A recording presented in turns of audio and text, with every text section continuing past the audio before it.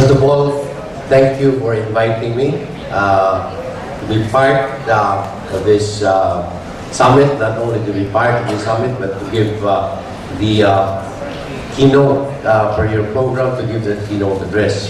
But before I start, I would like to find out how many of you are from Davao?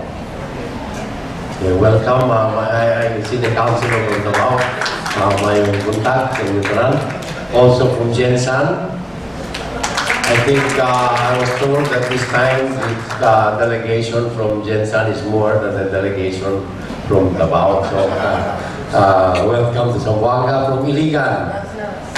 May pagkabot sila Zamboanga from Cagayan de Oro. Napawa? And Misamis, no? And are there any other participants from other parts of Mindanao that I did not call except from Zamboanga? Iligan na, tawagan na. Okay, from Zamboanga. Okay.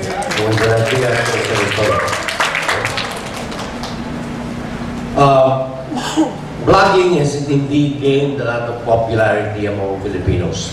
It is redefining the whole cyberspace experience and is proving to be an effective way of getting ideas across.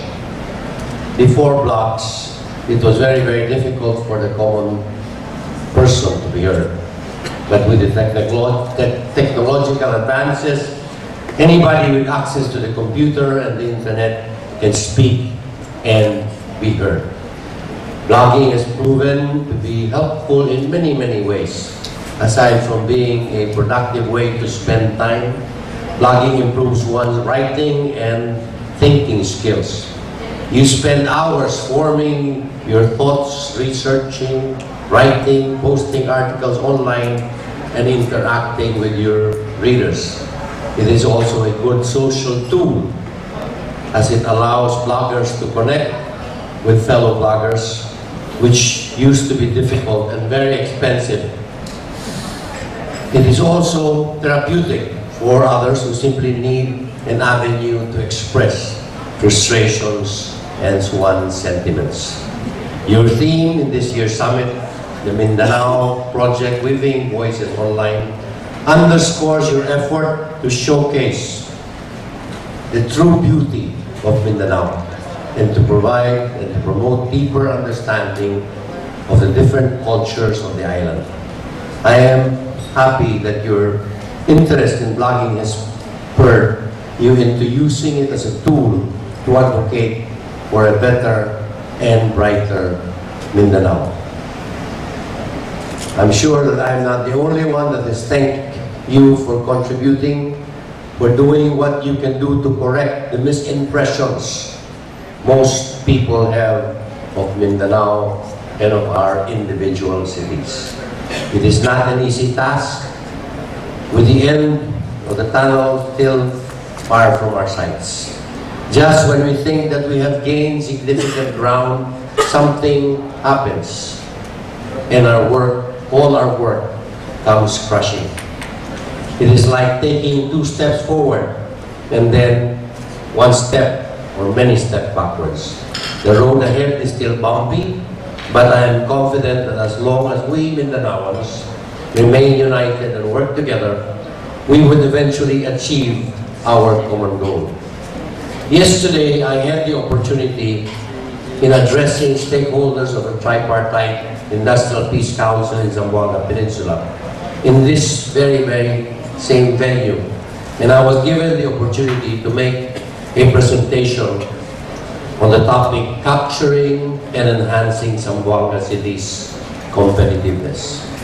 It was a presentation complete with what Zamboanga City was in the past, what it is today, and what Zamboangueños and Zamboanga will be in the future. Because of our long and daunting journey to the future is always anchored on what we have at our disposal at present, but never forget where we came from. George Orwell, an English essayist, simply said, "He who controls the present, he who controls the past." controls the future. To make or develop Zamboanga City and the entire island of Mindanao what it should be in the years to come, we should design it today, and that is a challenge not only for me as mayor of the city or other leaders of your own individual cities, not only for us in government, but also those in the private sector. It is a challenge for each and every one of us to take and rise from the odds. How can we do it? How can we promote Mindanao? I think it is more an attitudinal problem. Each and every one of us should try to bring about the good, the positive, the best, and the beautiful of our own individual areas. It is really an attitudinal problem. Why do I say that? I have here a glass. How many of you would describe this glass as half empty? How many of you would describe this glass as half full? It is the same glass, but it is the attitude you take. Yesterday, I also had the opportunity to address a very big religious community, and they had an assembly.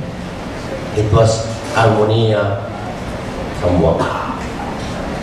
And the purpose of the assembly was to pray, not only to pray for the leaders of the city, but also to pray for peace, for development, and to pray that we promote the island of Mindanao. And I said, you know, there has always been evil. Evil has existed side by side with good.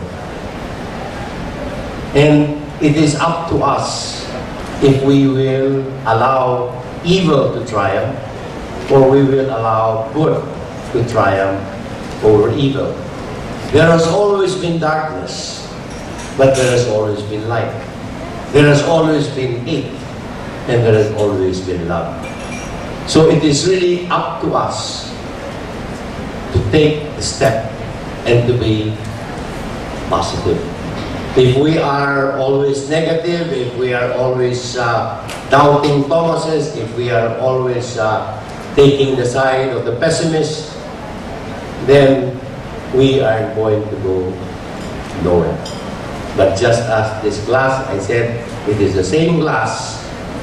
It is how you look at it. In terms of media, in terms of blogging, it also talks about the truth. There are many things that happen in many cities, but which are we going to focus?